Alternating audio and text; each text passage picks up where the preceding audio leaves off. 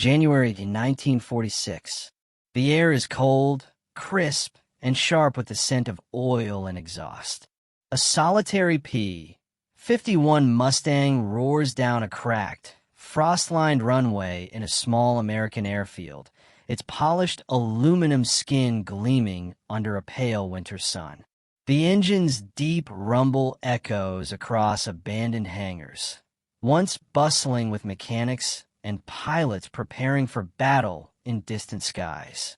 Dust swirls around the landing gear as the aircraft lifts, leaving a trail of heat haze behind it. This is no combat sortie. No enemy formations tear across the clouds. Instead, the Mustang climbs into empty skies, carrying with it the ghosts of countless missions over Europe and the Pacific. Its guns are silent, its bombs long gone, yet its presence commands respect. A machine forged in war, now poised on the edge of an uncertain peacetime. From the roar of the engine to the glint of sunlight on riveted metal, every detail tells a story of victories, sacrifices, and a question looming over pilots and engineers alike. What now becomes of the legendary fighter that helped turn the tide of a global conflict? The answer would unfold slowly, across continents, airfields, and decades, shaping the Mustang's enduring legacy. By 1942, the skies over Europe were a battlefield of steel, fire, and speed. The Luftwaffe dominated the continent with Messerschmitts and Focke-Wulfs, while Allied bombers struggled to reach targets without crippling losses. It was in this crucible that the North American P-51 Mustang emerged, a fighter that would redefine air combat. Originally conceived to meet a British requirement, the Mustang was a combination of American manufacturing ingenuity and British aeronautical insight. Its Allison engine powered early models, giving decent low-altitude performance. But it was the arrival of the Rolls-Royce Merlin engine in the P-51B and later D variants that transformed the aircraft. Suddenly, it could fly higher, faster, and farther than almost anything else in the sky. Bombers gained an escort that could cross hundreds of miles of hostile airspace, shielding crews from German fighters with unprecedented endurance. Production began in earnest at North American Aviation's factories in Inglewood, California, and Dallas, Texas. By the end of 1944, tens of thousands of Mustangs had rolled off assembly lines. Each was a precision instrument, a fuselage of riveted aluminum, laminar flow wings designed to slice through the air with minimal drag, and 6.50 caliber Browning machine guns ready to rain fire on enemy aircraft. Every Mustang was a tool of both speed and survival, capable of turning the tide over Germany's industrial heartland. In combat, the Mustang's reputation grew quickly. Over the skies of Italy, France, and later Germany itself, P-51 pilots engaged in dogfights that demanded razor-sharp reflexes. Names like Chuck Yeager, Bud Anderson, and George Preddy became legendary. Pilots who pushed the Mustang to its limits, often at the edge of human endurance. The fighter's long range allowed it to escort bombers deep into enemy territory, a role that had previously cost countless Allied lives. Its speed and agility made it deadly against the Luftwaffe's elite, and its presence gradually eroded German air dominance. The Mustang was more than just a tool of war. It was a symbol of industrial might, technological ingenuity, and the relentless push of the Allies to achieve air superiority. It represented a new era of integrated warfare, where production lines in the United States directly influenced battles thousands of miles away. The aircraft's impact was not confined to combat.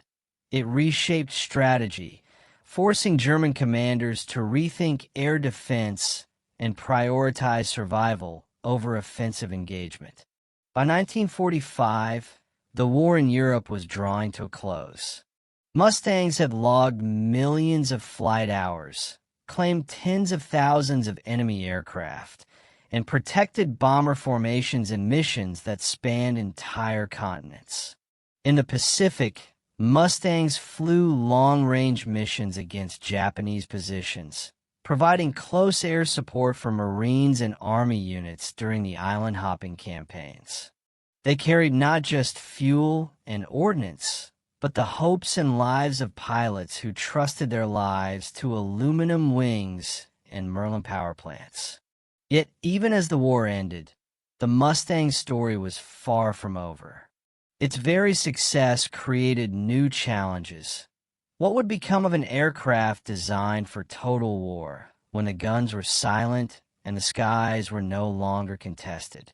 As soldiers returned home and factories slowed, a new chapter awaited the Mustang, one defined not by dogfights or bombing runs, but by the uncertain, wide-open air of a peacetime world. September 1945.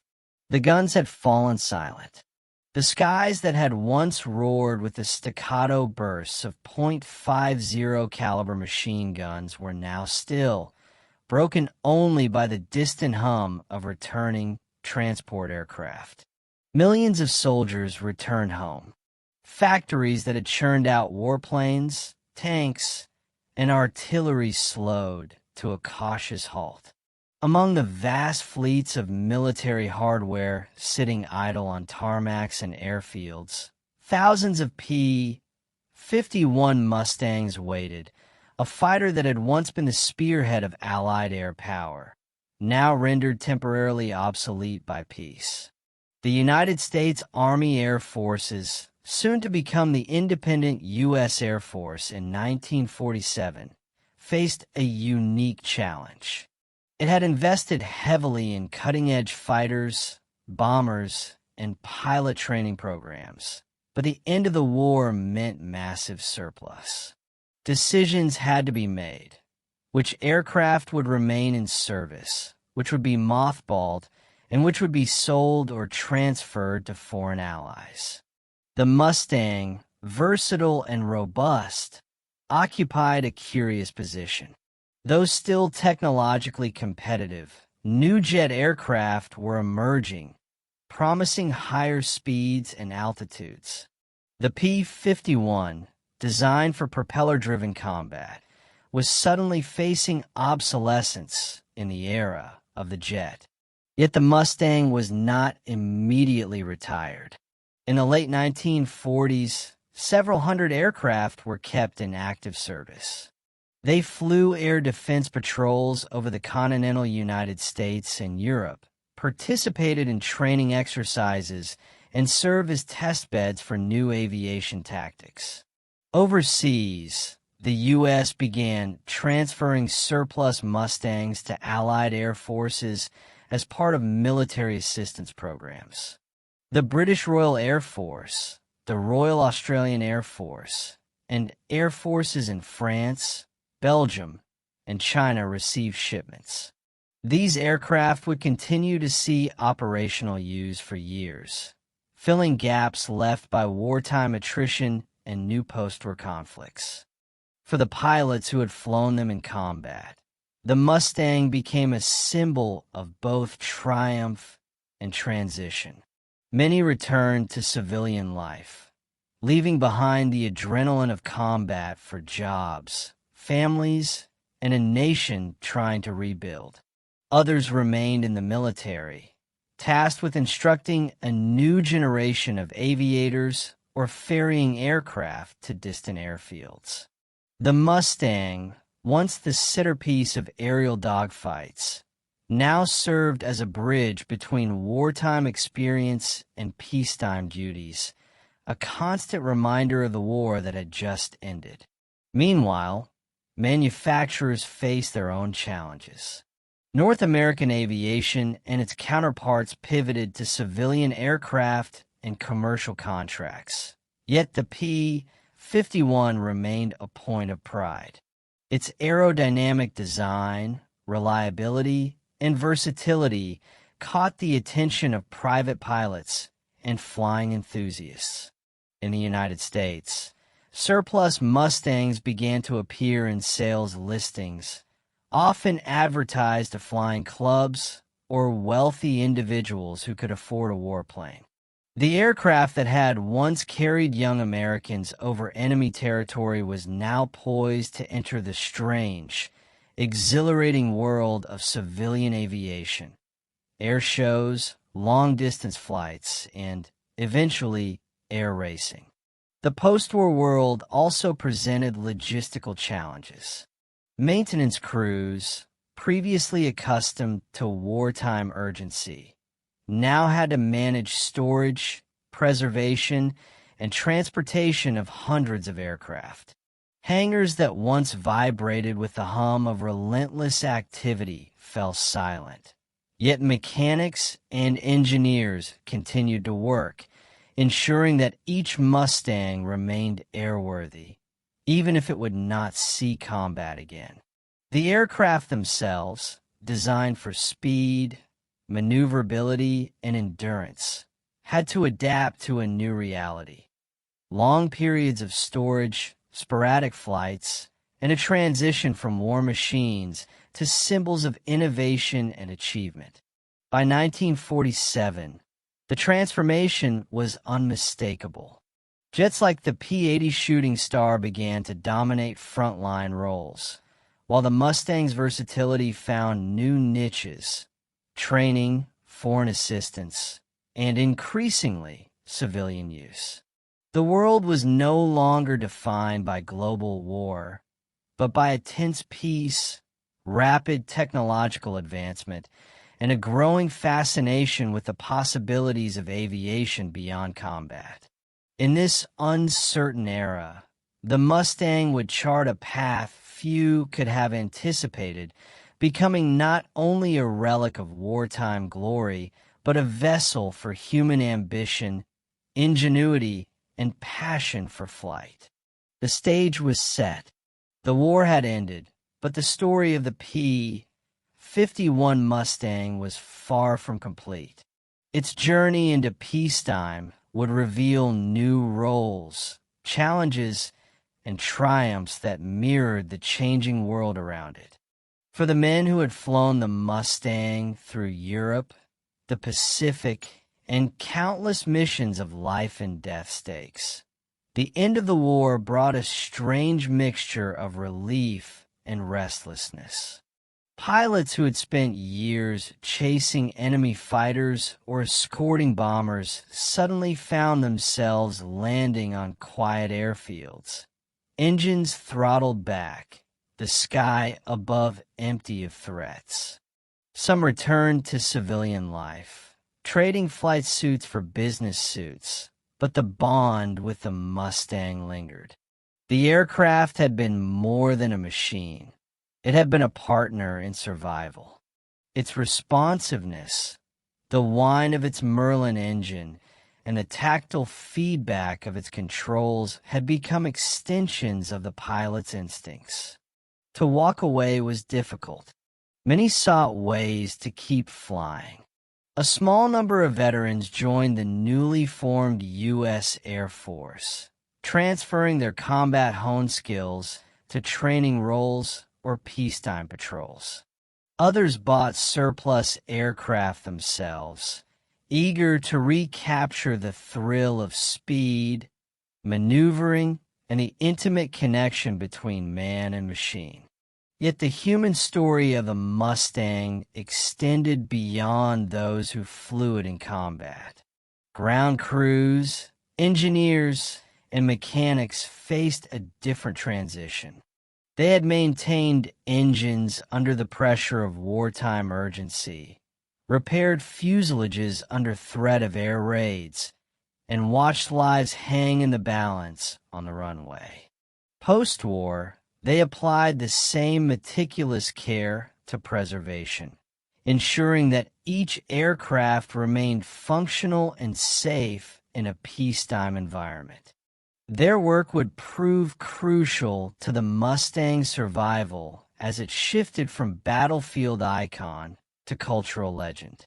Even as jets emerged on the horizon, the Mustang remained relevant in tactical discussions. Its speed, range, and versatility made it a valuable asset for air defense, reconnaissance, and ground attack roles. Military planners studied how propeller-driven fighters could complement jet fleets, filling niches that early jets could not yet achieve: long-range patrols, escort missions, and training exercises. Internationally, air forces receiving surplus Mustangs quickly adapted them in a local doctrine.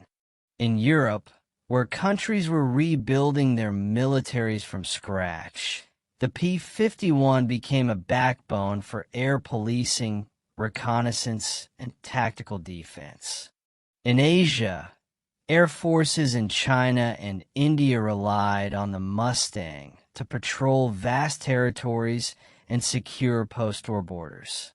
The aircraft's adaptability allowed commanders to implement strategies that had once been impossible with older fighters, demonstrating that even in an age of rapid technological change, proven platforms could retain operational value. The tactical legacy of the Mustang also influenced emerging doctrines. Lessons learned in escorting bombers, coordinated air-ground operations, and long-range missions informed training programs worldwide. Even as jets began to dominate headlines, the Mustang provided a bridge between proven combat experience and new air combat theory, ensuring that pilots remained skilled and prepared for evolving aerial threats. The P-51 Mustang's technological excellence was undeniable. Its laminar flow wing design reduced drag and improved efficiency, while the Merlin engine provided a remarkable combination of power and reliability. After the war, engineers and aviation enthusiasts alike examined its design for insights applicable to post-war aircraft. The Mustang's performance characteristics, high speed at medium to high altitudes, extended range, and exceptional maneuverability, made it a benchmark for both military and civilian aviation. Experimental programs tested modifications to airframes, engines, and armaments, evaluating how a war-era design could perform in a peacetime context. In some cases, aircraft were stripped of military hardware and refitted for racing or reconnaissance, demonstrating the Mustang's versatility. Beyond the technical, the Mustang represented a milestone in industrial efficiency. Its mass production during wartime showcased how American manufacturing could combine scale, quality, and speed. This model influenced post-war aerospace development, informing not only military programs, but commercial aviation, where speed, reliability, and aerodynamic efficiency were increasingly prized. In every respect, the Mustang was more than a fighter. It was a technological icon, bridging the war and post-war worlds. It reminded pilots, engineers, and strategists that even an aircraft born for conflict could inspire innovation, adaptation, and a new form of glory. In the aftermath of World War II, the fate of the P-51 Mustang rested largely in the hands of military and political leaders. The newly independent U.S. Air Force, created in 1947, had to decide which aircraft would define America's air power in a rapidly changing world. Jets like the P-80 Shooting Star promised speed and altitude advantages, but the Mustang remained a reliable, proven platform. Leaders weighed cost, training, and mission requirements against technological novelty. General Hoyt Vandenberg, the second Chief of Staff of the Air Force, famously emphasized efficiency and readiness. His vision for a smaller, more technologically advanced post-war Air Force meant that some Mustangs would be retired or transferred to Allied nations. Yet leaders also recognized that the aircraft's versatility, long range, and proven combat record made it an ideal candidate for foreign military assistance programs. Strategic decisions sent P-51s to Europe, Asia, and Latin America, shaping global air capabilities for decades. Leadership choices extended beyond deployment. Policies governing maintenance, surplus sales, and civilian acquisition directly influenced how the Mustang would survive peacetime.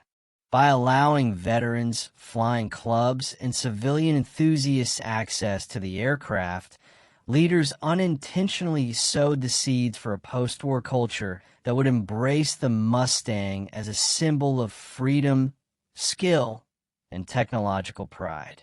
Even former adversaries could not ignore the Mustang's post-war presence. Luftwaffe veterans, German engineers, and military planners observed with both respect and wariness as Allied nations continued to operate these aircraft. In occupied Germany, the P-51 became a visible reminder of Allied dominance. A sleek, powerful machine that had once hunted Axis aircraft across the continent. During early Cold War confrontations, Mustangs supplied to European and Asian allies often faced the prospect of new adversaries. In Greece, Korea, and the Middle East, X-Axis forces encountered Mustangs in operations that bore little resemblance to their wartime missions, but demanded the same respect for speed, firepower, and tactical efficiency. The aircraft's longevity and adaptability ensured it remained relevant even to those who had once sought to destroy it, highlighting a rare continuity between war and post-war aviation dynamics. The Mustang's presence also influenced post-war military thinking in former Axis nations. Engineers and strategists studied captured or observed aircraft to inform new designs, blending lessons from wartime experience with peacetime innovation. In this sense, the Mustang served as a bridge between opposing technological philosophies, a machine born in conflict, yet shaping minds even among those who had once faced it in combat. Moral and cultural angle, the Mustang as icon. Beyond tactics and technology, the Mustang quickly transcended its practical role to become a cultural and moral symbol. In the United States, it represented victory, ingenuity, and the sacrifices of a generation. Pilots, veterans, and civilians alike revere the aircraft, not just for its performance, but for what it embodied: courage, skill, and the relentless pursuit of mastery over the skies. Its sleek lines and distinctive silhouette appeared in magazines, films, and advertisements, cementing its status as a post-war icon. Air races in Reno and other civilian competitions transformed Mustangs into spectacles of speed and human daring, celebrating the aircraft while honoring the men who had first flown it in combat. For foreign nations, the Mustang symbolized both American industrial power and the promise of post-war security. Countries that received surplus Mustangs often held ceremonies, parades, or training programs highlighting the aircraft's prestige. The moral weight of the Mustang also resonated with veterans who felt that flying it again, even in peacetime, honored fallen comrades. Restoration projects and museum displays carried the same sense of purpose, preserving history, remembering sacrifice, and inspiring future generations. The aircraft story became intertwined with identity, memory, and national pride, ensuring that it would never fade from public consciousness. Through leadership decisions, encounters with former enemies, and its profound cultural impact, the Mustang's post-war journey reveals the complex interplay of strategy, respect, and human emotion. It was no longer just a fighter. It was a legend navigating a world still adjusting to peace, yet unwilling to let go of the sky's enduring challenges. By 1947, the P-51 Mustang had flown thousands of missions, logged millions of miles, and carried the weight of an entire generation's hopes and fears. Yet in the quiet airfields of the United States and Europe, the fighter faced a new challenge: relevance in a world moving toward jets, guided missiles, and nuclear deterrence. Decisions made in hangars, boardrooms, and government offices would determine whether the Mustang would fade into history or carve a new path into the post-war era. In the continental United States, the U.S. Air Force began systematically retiring frontline Mustangs. Squadrons that had once scrambled daily to intercept enemy aircraft now conducted routine air patrols, training exercises, and ceremonial flights. By 1948, several hundred aircraft had been mothballed, their engines silent, wings polished but idle. Some were transferred overseas under the Military Assistance Program, sent to allies struggling to rebuild air capabilities. In the United Kingdom, the Royal Air Force's Mustang squadrons remained operational into the late 1940s. These aircraft performed reconnaissance missions over Europe and participated in NATO exercises, demonstrating the Mustang's enduring tactical value. Similarly, Australia deployed Mustangs to patrol remote territories and train new pilots in the art of long-range escort and ground attack, roles that had been refined during the Pacific War. Meanwhile, the Mustang's appeal extended beyond strictly military applications. Veterans and civilian pilots recognized the aircraft's potential for speed, endurance, and aerial agility. By the late 1940s, surplus Mustangs were appearing in U.S. sales listings, often accompanied by warnings about fuel consumption, maintenance demands, and handling characteristics. Wealthy enthusiasts and former pilots seized these opportunities, purchasing aircraft for personal use, exhibition, and early experimentation with air racing. The transformation of the Mustang from warfighter to civilian showpiece was underway, driven as much by passion as by practicality. The first seeds of air racing success were planted during this period. Modified Mustangs, stripped of guns and military equipment, were tuned for speed and maneuverability. Pilots began testing the limits of the aircraft at regional competitions, drawing crowds fascinated by the combination of wartime prestige and post-war spectacle.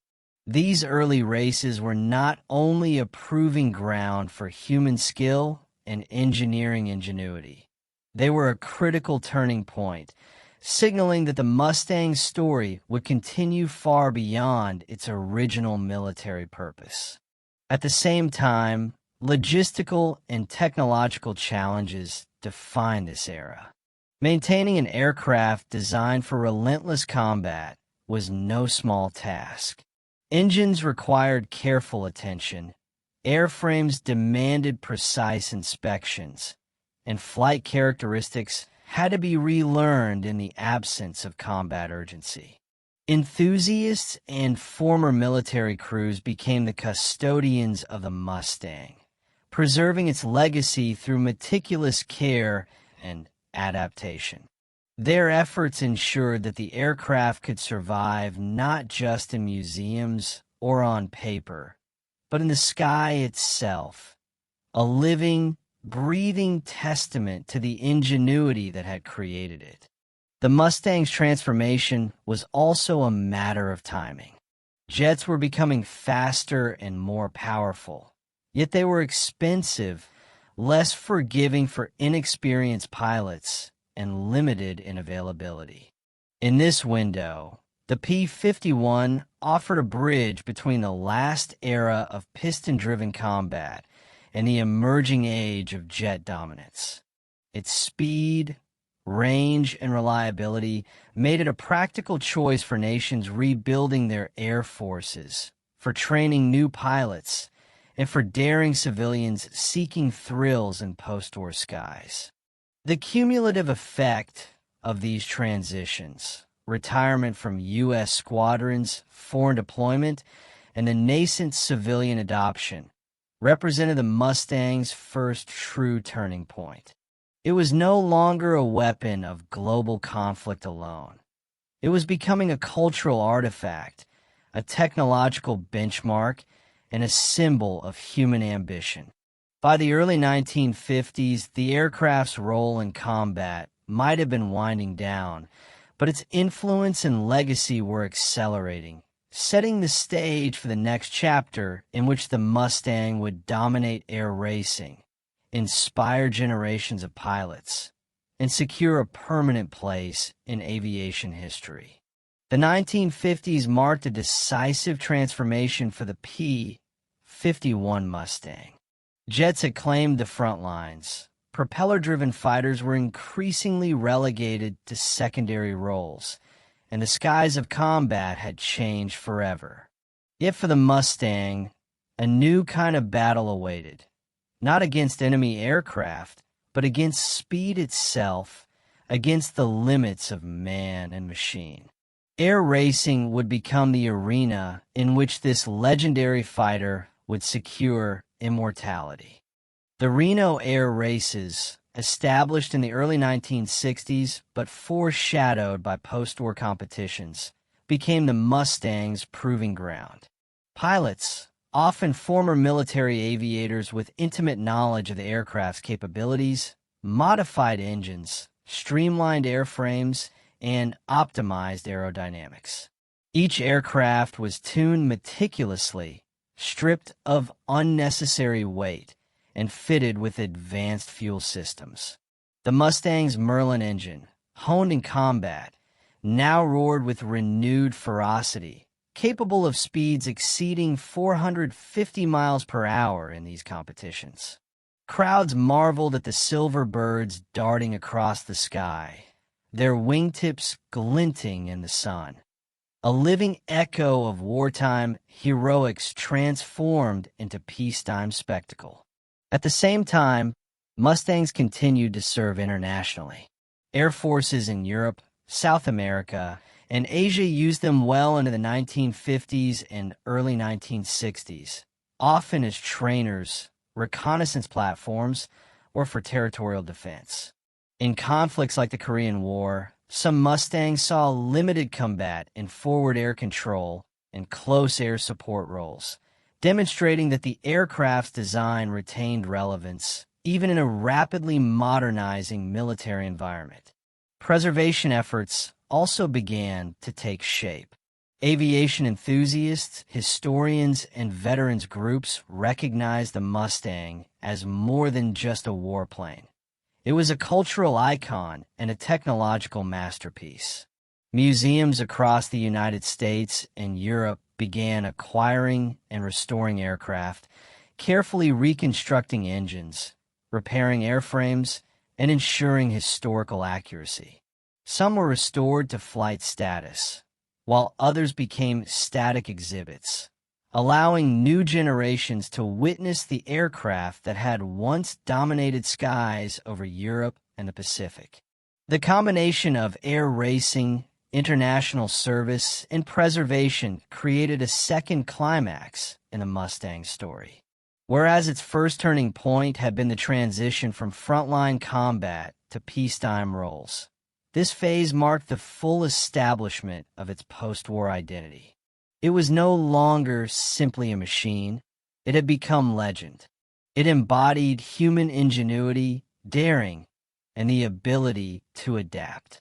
Each engine roar at an air show, each meticulously restored fuselage in a museum, reaffirmed the Mustang's place not only in aviation history, but in the collective memory of the 20th century. Even as the decades passed, the Mustang's influence endured. Air racing pilots continued to push the limits, attempting new records and testing modified airframes. Veterans and historians documented every flight, every restoration, and every surviving example. In popular culture, the Mustang appeared in films, books, and documentaries, celebrated as the pinnacle of piston engine fighter design. Its legacy bridged generations, connecting the wartime pilots who first trusted it with new enthusiasts who marveled at its speed, elegance, and historical significance. The Mustang's journey from battlefield hero to post-war icon illustrates a rare continuity in military and civilian aviation. Few aircraft achieve such duality, equally capable in combat and in peacetime spectacle, respected by allies and former enemies alike, cherished by veterans and celebrated by enthusiasts. The P-51 had survived the transition from war to peace, and in doing so, it became a permanent symbol of human aspiration, engineering excellence, and the enduring spirit of flight. Its story now approached the final chapter, where consequences, legacy, and reflection would define what the Mustang truly meant for aviation, history, and human imagination. By the early 1950s, the P-51 Mustang had largely exited frontline service in the United States. The transition to jet-powered aircraft was nearly complete, and the last active U.S. Mustang squadrons were either disbanded or re-equipped with jets. The final operational deployments of Mustangs in American service were marked not by combat heroics, but by routine air defense patrols, pilot training missions, and ceremonial flights. Yet even in these limited roles, the aircraft continued to demonstrate its unmatched reliability and versatility, underscoring why it had been so revered during the war. Thousands of Mustangs were retired, either placed in long-term storage, sold as surplus, or transferred to Allied air forces. Under the Military Assistance Program, nations across Europe, Asia, and Latin America received hundreds of aircraft, often at minimal cost. The United Kingdom, France, Australia, and several South American countries integrated Mustangs into post-war air fleets, using them for reconnaissance, training, and low-intensity combat operations. In some theaters, Mustangs remained the primary air defense platform well into the 1950s, outlasting many contemporary fighters in operational longevity. However, retirement and transfer were not without cost. Some aircraft suffered accidents due to maintenance issues, pilot error, or simply the wear and tear accumulated during wartime service. Reports from air forces in Europe and Asia documented mid-air failures, landing mishaps, and mechanical malfunctions.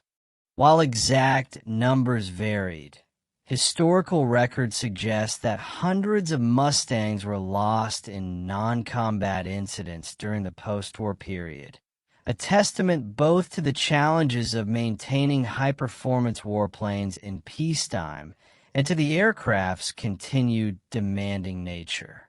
The civilian adoption of the Mustang also began to leave its mark. Early private owners and air racing enthusiasts encountered the full complexity of operating a fighter designed for combat. Fuel consumption, high maintenance requirements, and the need for experienced piloting made the aircraft both exhilarating and formidable. Yet the efforts of these pioneers laid the foundation for the Mustang's post-war legend.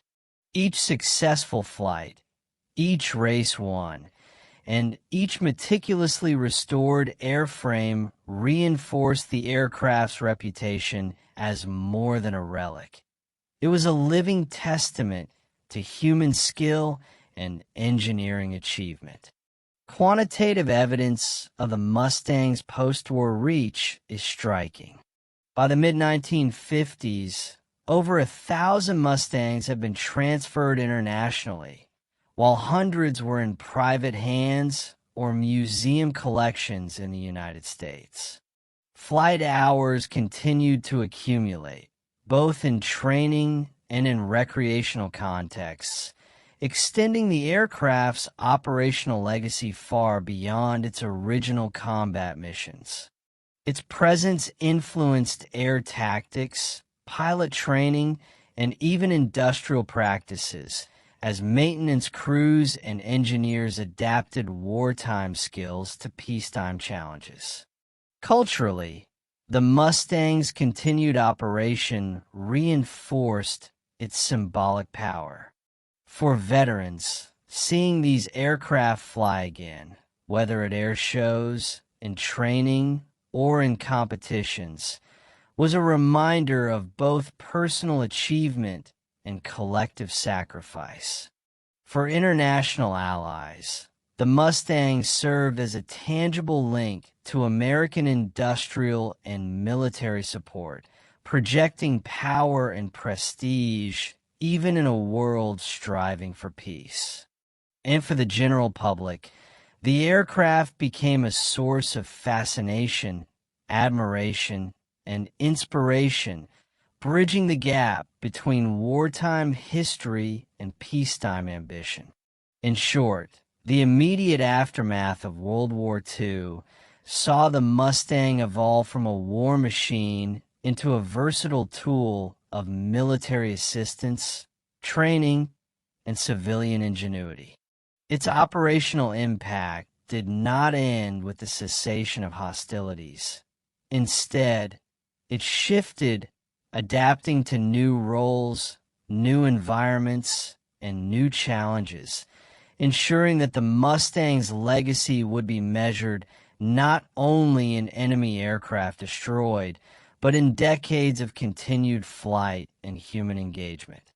The stage was now set to explore the broader consequences of this enduring legacy, the lasting cultural, technological, and historical impact that cemented the Mustang as one of aviation's most iconic aircraft. By the late 1950s and early 1960s, the P-51 Mustang had entered a new era, one defined less by combat and more by spectacle, preservation, and global admiration. Air racing became the ultimate proving ground, transforming the aircraft from a weapon of war into a symbol of skill, daring, and engineering brilliance. Competitions in the United States, particularly at the Reno Air Races, showcased highly modified Mustangs reaching unprecedented speeds. Pilots, often veterans who had flown the aircraft in combat, tuned engines, reinforced airframes, and experimented with aerodynamics, pushing both man and machine to the edge of possibility. Each race solidified the Mustang's reputation as not just fast, but legendary. Meanwhile, across the globe, Mustangs in foreign service continued to leave their mark. Nations that had received aircraft through surplus programs kept them operational in the 1960s and beyond, using them for training, reconnaissance, and air policing missions. In some cases, such as in Greece, Turkey, and South Korea, Mustangs remained the primary fighter aircraft for years, bridging the technological gap between propeller-driven designs and emerging jet aircraft. The continued operational relevance of these Mustangs underscored the aircraft's exceptional engineering and adaptability. Preservation efforts gained momentum during this period. Museums in the United States, the United Kingdom, and Europe began acquiring Mustangs, meticulously restoring engines, airframes, and paint schemes to their historical specifications. Organizations such as the Commemorative Air Force and the Planes of Fame Air Museum became stewards of history, flying restored Mustangs in air shows to educate and inspire. Each aircraft represented a tangible link to the past, allowing audiences to witness the speed, agility, and engineering excellence that had once dominated global battlefields. The Mustang's cultural resonance extended beyond museums and air races. Films, documentaries, and publications celebrated the aircraft, often highlighting its wartime heroics, post-war adaptation, and enduring aesthetic appeal. Its sleek fuselage, distinctive bubble canopy, and polished wings became visual shorthand for courage, technological mastery, and American ingenuity. The aircraft transcended its functional role, entering the broader cultural imagination as an icon of aviation excellence. Numbers further illustrate the Mustang's enduring influence. Over 8,000 P-51s were produced during World War II, and many survived the immediate post-war period through military transfers or civilian acquisition. By the late 20th century, hundreds remained airworthy, hundreds more were preserved in static displays, and countless photographs, films, and publications chronicled their history. Each surviving Mustang told a story of war, peace, innovation, and human fascination with flight. Even as technology advanced and jets became the dominant platform, the Mustang maintained a unique position. It was a bridge between eras, connecting wartime experience with post-war leisure, military planning with civilian ambition, and human skill with mechanical precision. Its legacy extended to pilot training, engineering studies, aviation competitions, and popular culture, ensuring that the lessons and memories embedded in its aluminum skin would endure for generations. The P-51 Mustang's post-war journey, from frontline fighter to international military asset, from air racing champion to museum centerpiece, demonstrates a rare continuity in aviation history. Few aircraft have transitioned so seamlessly from combat icon to cultural touchstone, surviving not through necessity, but through adaptation, reverence, and human fascination. The Mustang was no longer just a machine. It had become legend, immortalized in flight, memory, and imagination. Its story now approached its final reflection, where we would examine the philosophical and historical significance of the Mustang, the enduring lessons it offers, and the reasons it remains one of the most celebrated aircraft in aviation history. The P-51 Mustang occupies a rare place in history, not simply as a machine of war, but as a bridge between eras, nations, and human ambition. Born of necessity, honed in the crucible of global conflict, and tempered by the relentless demands of survival. It carried pilots across hostile skies with speed, precision, and grace. Yet its story did not end when the war concluded. In the quiet years that followed, the Mustang proved that greatness is not measured solely in victories or enemy aircraft destroyed, but in adaptability, resilience, and an enduring connection between human and machine. In peacetime, the Mustang became more than a fighter. It became a symbol. Air racing celebrated its power and agility. Veterans revered it as a reminder of sacrifice and skill. Museums preserved it as a tangible link to a transformative moment in history. Around the world, nations that received surplus aircraft found in the Mustang a tool of security, a standard for training, and a benchmark of technological achievement. Its presence inspired generations of pilots, engineers, and enthusiasts, demonstrating that innovation forged under duress can continue to shape human experience long after the conflict ends. The aircraft story also reflects broader truths about history and human endeavor. War created the Mustang, yet peace defined its legacy. Its aluminum wings carried both destruction and hope. Its engines roared with both power and beauty. The Mustang reminds us that technology is never static. It evolves, adapts, and finds new meaning as circumstances change. Its journey from battlefield to airshow, from operational squadron to museum hangar, illustrates how human curiosity, care, and imagination can extend the life of even the most purpose-built creation. Today, the Mustang soars in memory and in reality, a living testament to courage, ingenuity, and endurance. It is an icon not only of World War II, but of the human desire to master flight, to push boundaries, and to preserve excellence across generations. The P-51 Mustang is more than history.